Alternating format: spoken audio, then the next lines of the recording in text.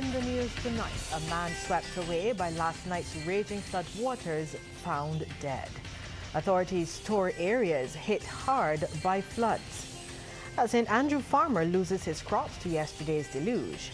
And in sports, Barbados Pride are in T&T ready to battle for Regional Super50 supremacy. The headline news is brought to you by National Transformation Initiative, shaping the Star Bajan. Broadcasting from our studios in the Pine St. Michael, this is CBC NewsNight, starting now.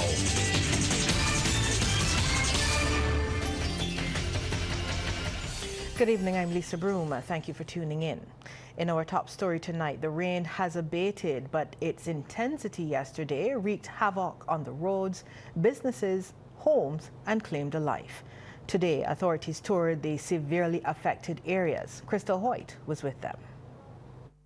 9 inches of torrential rain pounded the island yesterday, flooding several communities, rendering multiple roads impassable, and claiming the life of one man. The Barbados Police Service has identified him as 58-year-old Terry Kelman of Lower Estate, St. George. We had a situation last night with the torrential rain where a gentleman was washed off of a bridge out there by Charles Road Bridge, and his name is Terry Kelman. The emergency services responded yesterday with large contingent from the fire service, 3 trucks and officers. The BDF was there, the Coast Guard was there, the police were there, and we were trying hard to find Terry and hopefully rescue him. We searched for him by drone, heat spectrum drones, to see if we could detect the heat signature, and his body was recovered and his family identified him this morning. At first light, Acting Prime Minister Santia Bradshaw, Minister of Home Affairs Wilfred Abrams, and emergency personnel toured the hardest hit communities across the island, from St. Lucie to St. Peter to St. Andrew and St. Joseph, accompanied by their respective parliamentary representatives. Acting PM Bradshaw says the rain has had a significant impact. Not just the households across the various communities, but it has also impacted the road infrastructure and all of the infrastructure, many of which is in motion in terms of ongoing road works across the Scotland district, because as most people know, we're doing a lot of mains replacements. And as a result of doing the mains replacements, you're going to see roads dug up, you're going to see trenching being done. Rains like this basically set back the road works program, but it has also, in a sense, eaten out the roadway, and you're going to see a lot of different holes which we are working feverishly now to be able to close up.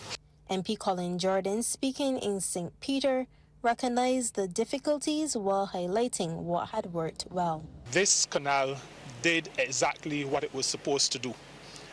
There was a video circulating saying that Spikestown has flooded, but what the video showed was the canal doing exactly what the canal was constructed to do. So that in Roundy Town, there was no flooding. In Gills Terrace, there was no flooding. Based on the volume of water that we had yesterday, both of those areas would have flooded significantly.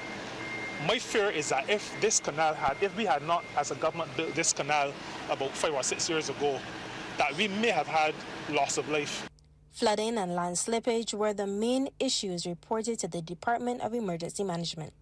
Crystal Hoyt, CBC News. Well, beyond the tragic loss of life, the flooding left dozens of households reporting damage, with some residents losing all of their possessions as their waters rose unexpectedly and swiftly. In Salters in St. George, Pastor Trevor Holder was almost too devastated to speak. There was a lot of rain, and I noticed that there was a lot of water coming through the driveway, and then I just began to panic. And I realized that the water was kind of breaching the walls. The water is still there, still filling the apartment. I believe there's a tremendous loss because of the water line that I'm now seeing on the outside. So I believe that carries on the inside as well. And it was a similar situation in Maycock's Terrace St. Lucie when a CBC team spoke to Cindy Goodridge outside of her apartment. I was awoken by my landlord by a call telling me to get some of my stuff moved out as much as possible. I was asleep, so I had no idea what was going on. So I moved what I could, and what I couldn't, I just left there, and it's sitting in water right now. So we've been pumping all afternoon long yesterday, and haven't stopped yet. All my clothes, my fridge, bed, everything has to be replaced now. Lost everything. So depressed, I can't even go in to retrieve any of my stuff. I don't want to see any of it. I don't want to see that mess. I can't deal with that right now, not mentally. Well, residents in some parts of St. George are now fearful following heavy flooding in the area last night. The rains left a slew of destruction in its wake. Our cameraman, Christopher Wood, was in the area and caught some of the cleanup. Rachel Agard has that story. Flooded houses, waterlogged roads and cars underwater were the result of heavy rainfall last night. The heavy waters caused severe flooding in some parts of St. George, including Charles Row Bridge, Lower Estate and Salters, making the roads impassable. Residents today began to pick up the pieces. Over at one of the shops in Charles Row Bridge, proprietor Peter Yearwood said each year flood waters in the area continue to rise. He said his shop was under 6 or 7 feet of water. I want to see some work down here because I know they can build a box train, cross the road, put in a grill, cross there as well to trap some of that water, and they can bore another deep well on the other side because the well on the other side working beautifully because it lately get clean. But let me tell you, you need another well because you got to cut down the force of that water and probably do some box trains a little further up.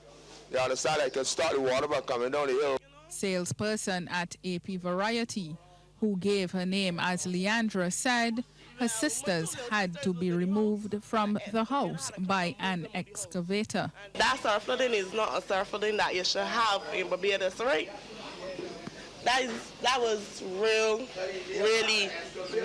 devastating. I never once experienced anything like this. One lady who gave her name as Sherilyn recalls the community rallied together to rescue a woman and a baby from a submerged vehicle. My family here and friends, it's just God that they got out safely.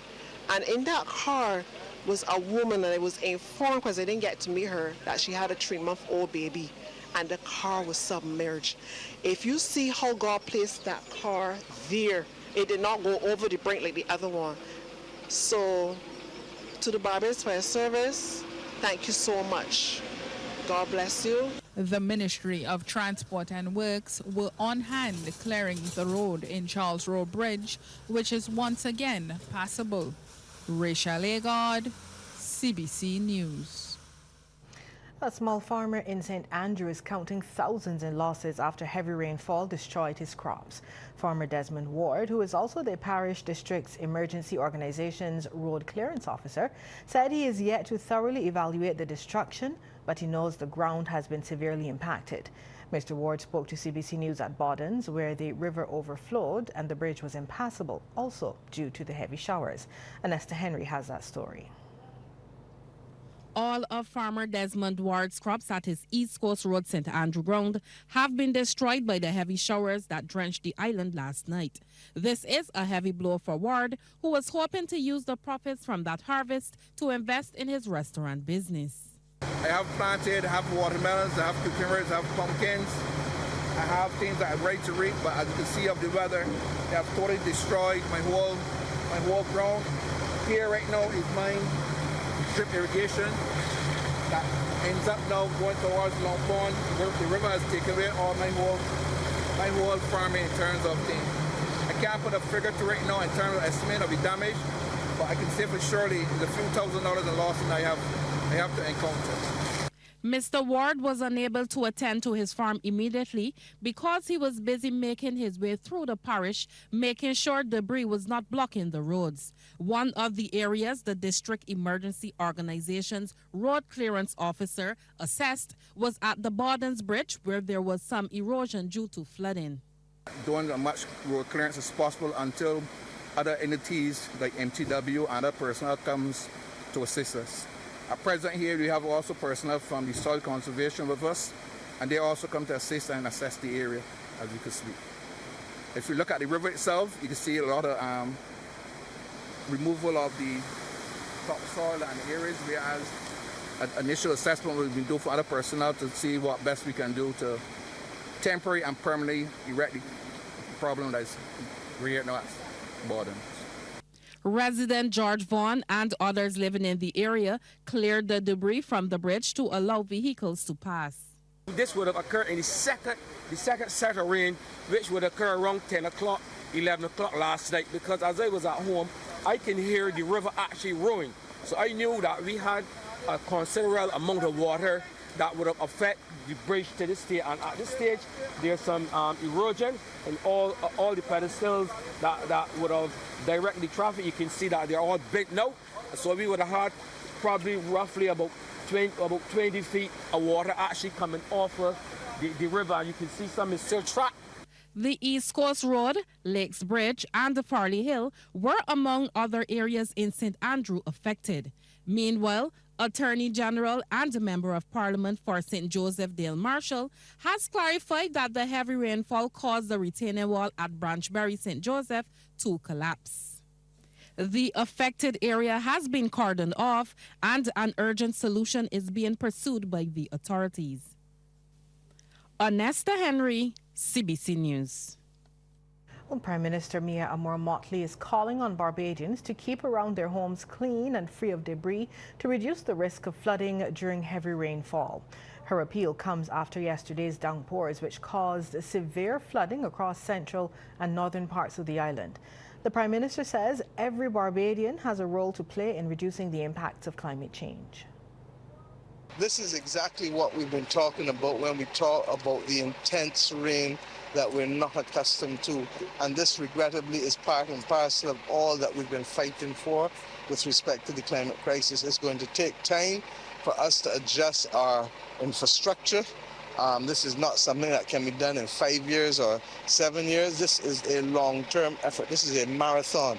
But what each of us can do, we must do around our houses and around also in a strategic way with public works and infrastructure, doing the things that will minimize the damage. We can't stop the deluge and the intensity of the deluge, but we need to make sure that it can run off as quickly as it can by keeping areas clean and clear as far as possible.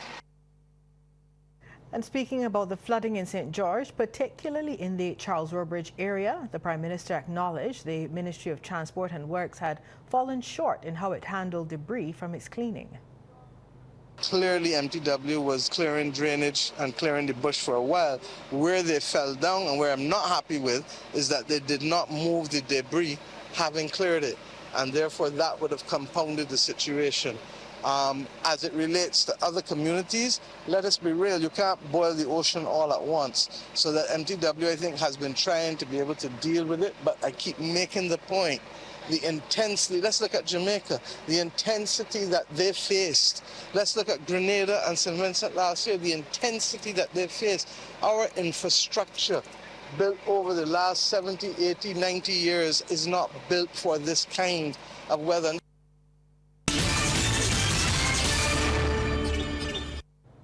Police at District A Station are investigating a murder in Station Hill, St. Michael yesterday. Dead is 33-year-old Kireen Akeem Holder of Goddings Road, Station Hill. According to a statement, police discovered Holder lying motionless along Station Hill Road with injuries to his body. He was pronounced dead at the scene. Police are appealing to anyone who witnessed this incident or has any information that may assist in their investigations to contact the Crime Stoppers hotline at 1-800-8477, Police Emergency at 211, or the District A Police Station at 430-7242 or 430-7246. The public is reminded that all calls are strictly confidential. Meantime, a 22-year-old man has been remanded to Barbados Prison Service Dodds on firearm and drug charges. He is Kivario Shakim Tashim Griffith of Wilson Hill, St. John. He was not required to plead to possession of a firearm and 14 rounds of ammunition. Griffith was also not required to plead to possession of 21.55 grams of cocaine, trafficking and intent to supply the drug, which carried an estimated street value of $1,077.50. Griffith appeared before Magistrate Angela Knight in the District C Magistrates Court today. He's scheduled to reappear in court on December 2nd. The regional standards community gathered to honor a man they describe as the backbone of quality in the Caribbean. The Barbados National Standards Institution, or BNSI, along with CrossQ, celebrated World Quality Day with a special ceremony dedicated to its first director, Dudley Rind. Deanza Roberts has the details. World Quality Day 2025 was marked by reflection, gratitude and celebration as regional leaders, government officials and the BNSI honored a man whose life's work shaped standards across the Caribbean. The theme this year, Quality, Think Differently, speaks directly to the legacy of Mr. Dudley Rind. CrossQ Chief Executive Officer Dr. Sharmi Smith-Walker said, Mr. Rind was a giant in his contributions. Mr. Dudley Rind, a visionary professional whose commitment and leadership helped lay the foundation for what we now know as the CARICOM Regional Organization for Standards and Quality, CrossQ. Through his tireless efforts, passion for excellence and unwavering belief in regional integration, he transformed ideas into action, creating a framework that continues to strengthen trade, protect consumers, and enhance competitiveness across the Caribbean. BNSI Chairman Ryan Brathwaite hailed Rind as a nation builder and a regional trailblazer. Under his stewardship, the institution has guided industries, protected consumers, and ensured that quality remains at the heart of national development. His influence extended beyond our borders, setting the framework for standards and quality initiatives throughout the Caribbean, fostering unity that eventually culminated in the establishment of CrossQ. And I understand that Mr. Rind was the first CEO of CrossQ. Officials from the Ministry of Energy and Business also highlighted the national importance of quality systems, specifically as Barbados moves towards energy resilience and economic transformation. Kevin Hunt is the Permanent Secretary in the Ministry of Energy and Business. Quality is not merely about certification or compliance. It is a strategic tool that directly influences our national goals. So, on one pillar, energy resilience, as we race, note that I use the word race, towards our goal of achieving 100% renewable energy by 2035, quality standards are non-negotiable. The ceremony concluded with a renewed commitment to strengthening quality across the region, inspired by a man whose impact continues to shape Caribbean development. Deanza Roberts, CBC News. A team of Caribbean leaders, accompanied by officials from the Inter-American Development Bank, is on the ground touring Western Jamaica to assess the devastation caused by Hurricane Melissa. The delegation will tour affected communities alongside Jamaica's Prime Minister, Dr. Andrew Holness, who is also CARICOM chairman. The delegation includes Barbados Prime Minister Mia Mottley, Guyana's President Dr. Irfan Ali, Antigua and Barbuda Prime Minister Gaston Brown, Grenada's Prime Minister Decon Mitchell, CARICOM Secretary General Carla Barnett, and IDB President Ilan Goldfan. They're scheduled to visit the heavily impacted parishes of St. James, Westmoreland, and St. Elizabeth, with stops in Montego Bay communities such as West Green and Catherine Hall. The Category 5 Hurricane Melissa struck Jamaica on October 28th, unleashing widespread destruction across the island, with western parishes among those hardest hit. Former Prime Minister of Trinidad and Tobago, Dr. Keith Rowley, has denied signing an agreement with the United States that will allow Washington to use Trinidad and Tobago as a staging ground to attack neighboring countries such as Venezuela. He said so while reiterating that the Caribbean region should always remain a zone of peace. Speaking during a news conference, Dr. Rowley said there is nothing in any document that he is aware of which prevents the sovereign government of Trinidad and Tobago from saying yes or no to any request coming from any country if the government believes that it jeopardizes its sovereignty. The Status of Forces Agreement governs the temporary presence and activities of U.S. military personnel in Trinidad and Tobago. The agreement was first signed in 2007 and has been updated multiple times, most recently in December 2024. The newest version removed a specific expiration date, making it indefinite unless renegotiated. Sports Night is brought to you by Power Inn. Pause is power.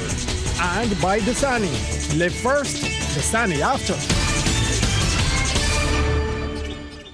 Sports time now. Amory Burke joins us live in studio with the details. Good evening, Amory. Good evening to you, Lisa, and good evening to our viewers as well. We begin with cricket news as the mission for Barbados Pride is simple: win the CG United Super50 tournament. That's the word from the captain and coaching staff as a 14-man squad departed the Granny Adams International Airport yesterday for Trinidad and Tobago. The marquee 50-over regional tournament will run from November 19th to the 29th and features a round-robin structure with the top two teams qualifying directly for the final. Last year, no champion was crowned after both finalists, Barbados Pride and Jamaica Scorpions, forfeited the final, citing poor conditions after heavy rain at the Brian Lara Cricket Academy. Once again this year, 6 franchises will battle it out for the championship purse of US $100,000, with $50,000 US being awarded to the runner-up. Additionally, the 3rd and 4th place teams will each take home US $25,000. Kyle Mears will lead his team into the battle and wants to lead by example. Not regularly get a chance to work on myself, always being on the road, either playing franchise cricket or representing West Indies. So time off at home working on myself has been good.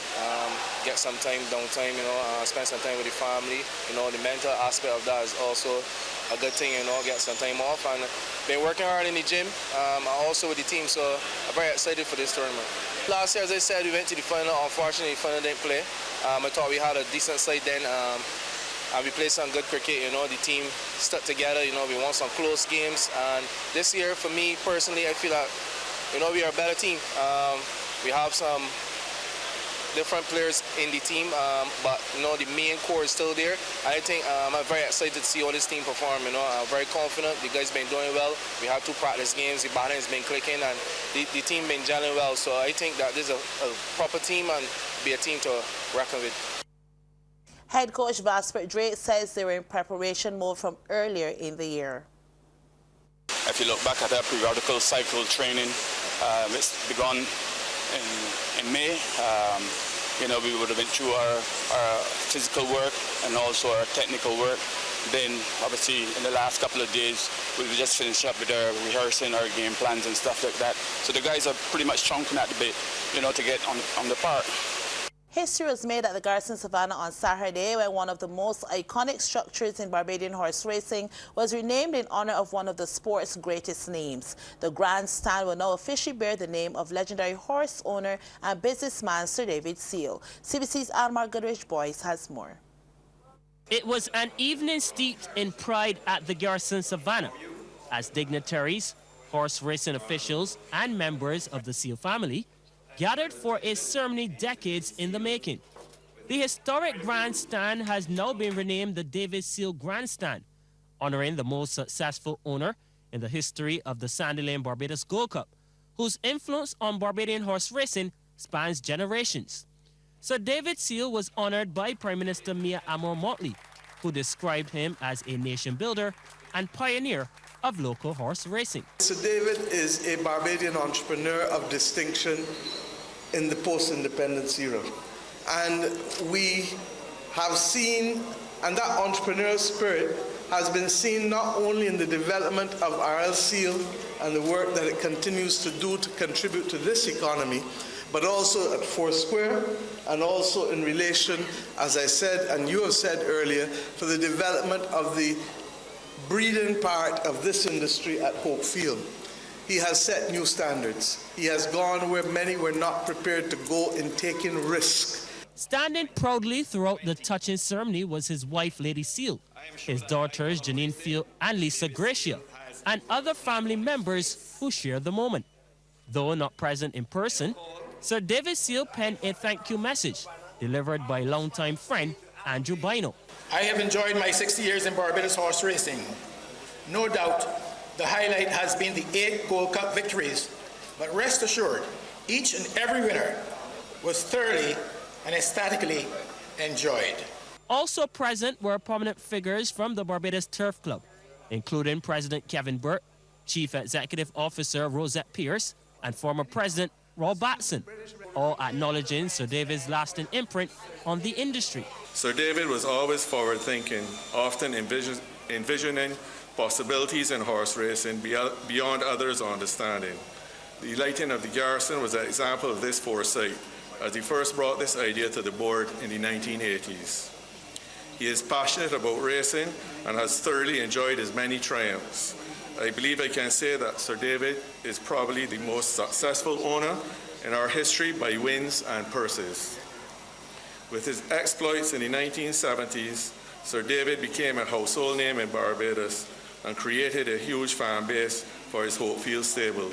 The David Seal Grandstand now stands as a tribute to a man whose passion, investment and vision helped to shape horse racing at the garrison into what it is today. Anmar Goodrich Boyce, CBC Sports. Talented 19-year-old Barbadian chef Gabrielle Bino is making a positive impact in the hospitality industry. She's the creative mind behind Sapphire Legacy, one of the newest initiatives aimed at serving and benefiting Barbadians. And with the holidays quickly approaching, she tells the Business Report a special flavor collection is in the works, promising exciting new tastes for the season. Her innovative culinary skills and dedication are helping to bring fresh, delicious options to the community, showcasing her bright future in the hospitality and food industry. We are looking to launch a flavor collection for Christmas Limited Edition, using a lot of Bajan flavors. So we can collaborate Christmas and Independence in one. So what I plan to do is I want to do a sorrel cheesecake, molasses and rum, a lot of Bajan flavors, and then it tie into Christmas because molasses not sounds really fine, but molasses and rum together do me a beautiful pairing for food. And the former national junior chef explained that her initiative was inspired by the challenges posed by the COVID-19 pandemic. She says she's encouraged by the positive response she's been receiving from the public. Boredom honestly hit. So that gave me an opportunity to practice recipes and stuff as my free will would require. I had a lot of time on my hands, so I was able to perfect certain recipes and certain stuff. So coming out of COVID is when I started to launch it and push hard for the business. Total Health Care is at the core of the services offered by Golden Touch Spa, located in Sears Court, Christchurch. Esthetician Tiffany Nurse shared with the Business Report that they provide individualized services tailored to each client. She says their approach aims to elevate clients to the next level while ensuring the satisfaction of anyone seeking special attention. Trevor Thorpe has those details. The esthetician says she is supported by a team of 9 beauty therapists, but moving to a new location brought its own challenges. She says they specialize in various areas, allowing them to provide a comprehensive, high-quality service. We do services such as manis and pedis, but when we do our services, we care more about the health of the person, their care of the nails, the care of what we are going to offer them, as opposed to just the final product. We do services like laser hair removal, electrolysis, facial skin care, sauna, body contouring. We have a list of different services, but our specialty is to make sure that if this is exactly what you need to have in terms of service, we will customize it to suit what you need. Customization is a top priority, and Ms. Nurse says offering a personal touch is equally important. Client forms are important. When we ask persons information about them, it's not that we're trying to be nosy or anything. We want to be able to customize the service to suit you.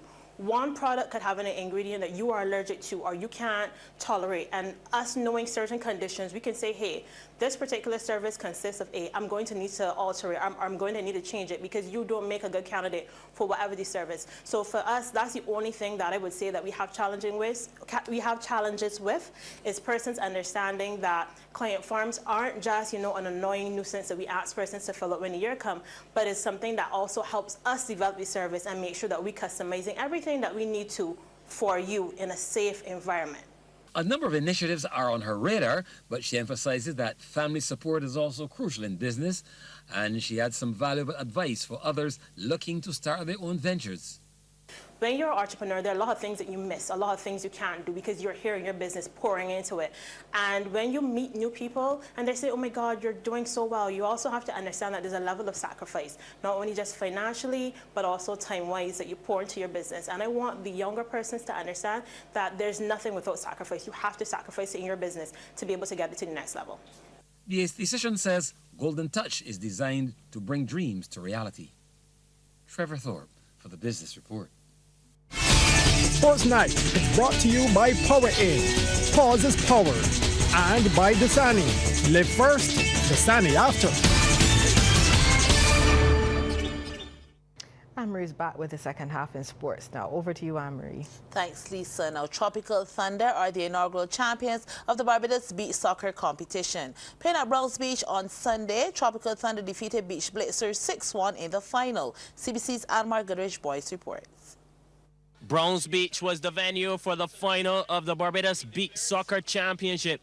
A big showdown featuring Tropical Thunder and the Black versus Beach Blitzers. It didn't take long before the first goal of the game. Only a minute on the clock, and Romario Savory tried his luck from distance into the bottom corner. Thunder lead 1-0. Thunder then doubled their lead when the tournament's leading goal scorer, Jamar Grazette, got his name on the sheet. Turns away from two defenders and rifles this into the onion bag. That's 2-0. Just before the end of the first period, it went from bad to worse for the Beach Blitzers. Savory coming forward again, and the shot takes a massive deflection. The score was 3-0 at halftime. Second period action now. Beach Blitzers desperately looking to crawl their way back into the game. Captain Rashid Phillips pulls one back, but the Tropical Thunder got a fourth quickly after.